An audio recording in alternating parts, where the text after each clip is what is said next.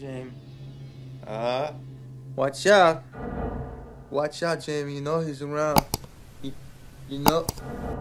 Oh, there he is. I told you he's right around the corner. As we truck along with our year-by-year breakdown, we present to you the 10 best horror films of 1996. This is the year that gave us the revival of the slasher genre, supernatural fun with some teenage witches, and a werewolf story from the point of view of the family dog. Let's get this started.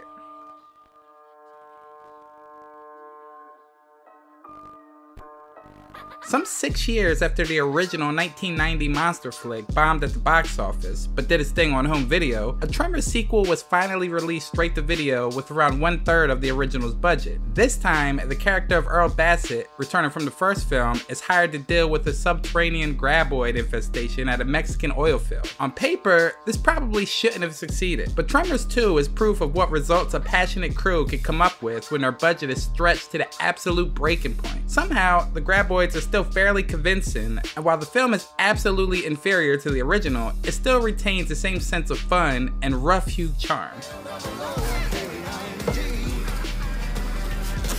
Man, this stuff really stinks. Yeah, don't forget to get that antenna, too.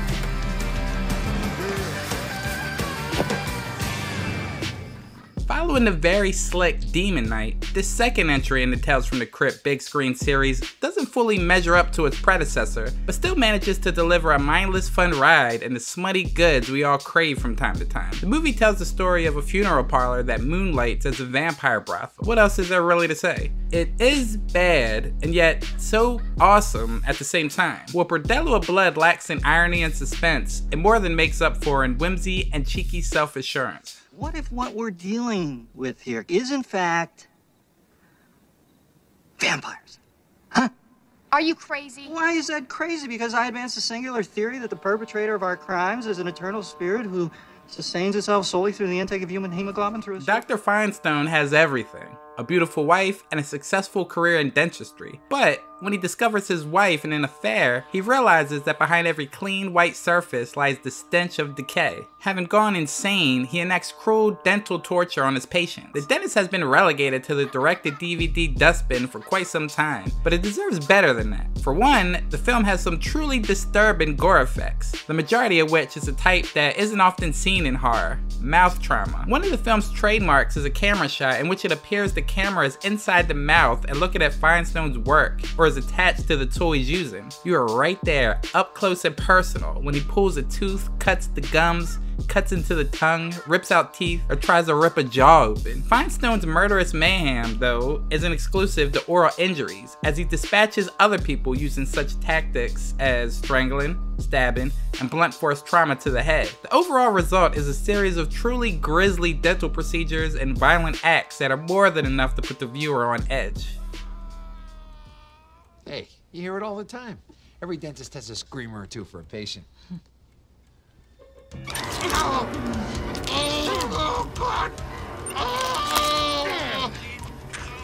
This may take a while.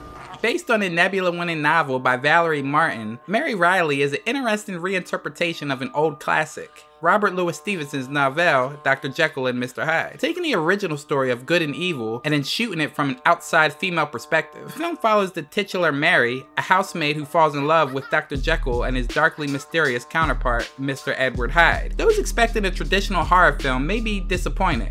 However, for those with an open mind and a taste for the eerie, this is very much one to watch.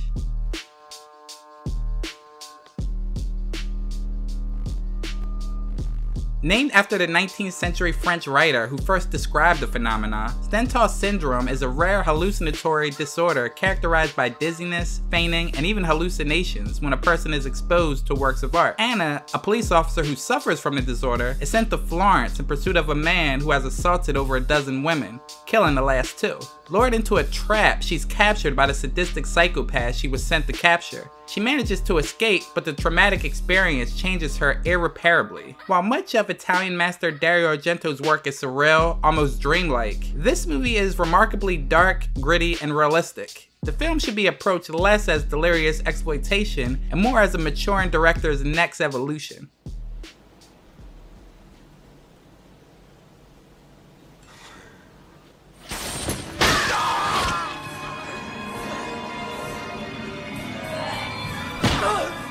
Bad Moon is based on the book Thor by Wayne Smith, but the movie really has little to do with the source material. It's understandable not going with the book's original title. The dog is named Thor, as it could confuse people into thinking the film is about either a Norse god or a Marvel superhero. But aside from it being about a visiting uncle who turns out to be a werewolf, there isn't much else in common with the book. All in all, this is a pretty basic and straightforward werewolf movie, and that's fine, because it succeeds with what you want in a trashy werewolf movie. You have some werewolf transformations, you get some violent attacks, and you're good.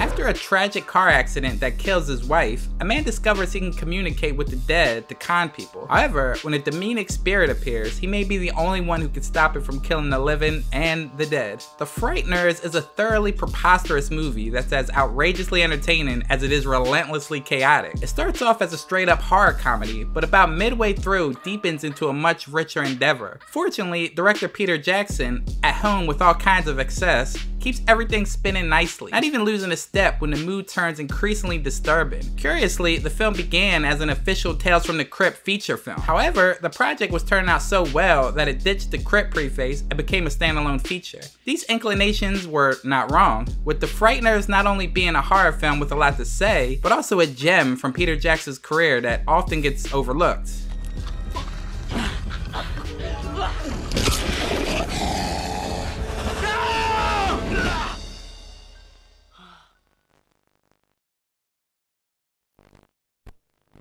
A newcomer to a Catholic prep high school falls in with a trio of outcast teenage girls who practice witchcraft, and they all soon conjure up various spells and curses against those who anger them. When the craft was first released, the reviews were middling at best, but since that time, it has gone on to become a certified cult classic, spawning fan art, fan fiction, Etsy merchandise, and cosplay. It holds a reputation as the kind of film best kept at slumber parties between wine-drunk girlfriends, not serious study. But the craft is more complex than its status as a guilty pleasure artifact of the 1990s cool would indicate. It taps into the primal American fear of female power and what happens when women are alone together, forming hothouse bonds that seem to only occur in adolescence in ways that are both profound and contradictory, liberating and limiting. It's also a compelling depiction of female joy, of reveling in one's power and one's friends. Overall, despite a few quibbles, The Craft is a decent little film with a well-written script, strong performances, and some surprisingly grim moments.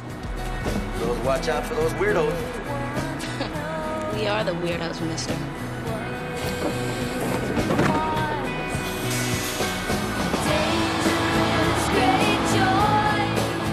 Without a doubt, one of the craziest genre movies ever made, From Dusk Till Dawn starts as a seemingly routine crime flick before denigrating into an all-out bar brawl between a ragtag band of human survivors and a pack of bloodthirsty Mexican vampires. As you can guess from the title, the narrative of the movie does in fact stretch from dusk until dawn, shockingly enough. Their anything goes precursor to 2007's Grindhouse, Robert Rodriguez and Quentin Tarantino's first attempt to marry their wonderfully excessive sensibilities makes for an exciting double bill. Indeed, From Dusk Till Dawn is essentially a double feature in itself. The first half a tale of two felons on the run, the second a B-movie featuring severed heads, gallons of blood, and vampire strippers. It shouldn't work, but it does. Squeezing every last drop out of its budget, Rodriguez directs with his usual stylistic verve, while Tarantino's script provides all the quotability you would expect. Welcome to slavery.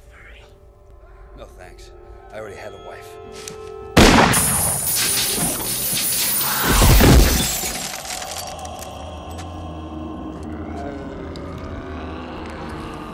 As you can clearly see from some of the previous videos on this channel, the horror genre had its gems, but was indeed floundering during the early 90s. All of the major franchises had pretty much run out of steam by this point, and a fresh, smart perspective was sorely needed. Enter Wes Craven, who following his successful Nightmare on Elm Street meta-fantasy New Nightmare, created a new horror franchise alongside screenwriter Kevin Williamson that took to task the tired genre tropes everybody was thoroughly tired of watching. So what exactly made this slasher so different? It's simple. Scream caused a schism in the horror genre, its legacy being the creation of a distinct period of post-Scream horror movies. Unlike most smash hits, however, Scream didn't just inspire a fleeting rash of imitations, it created a ripple effect in both filmmakers and the film industry as a whole. Craven's seminal film about a slasher in Woodsboro who has a bone to pick with the friends and family of a young lass named Sidney Prescott couldn't help but comment on the rules of the horror genre, only to turn around and turn the knife on each cast member. The method was simple. Have your characters expressly lay out the horror movie commandments, have them break said commandments, and then punish them for doing so. This pattern follows the franchise all the way throughout,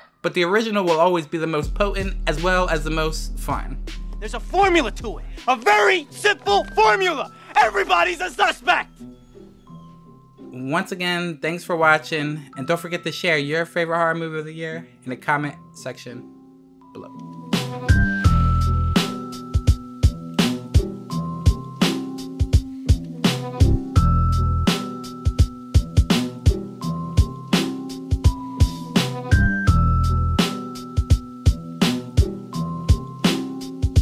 Death ain't no way to make a living.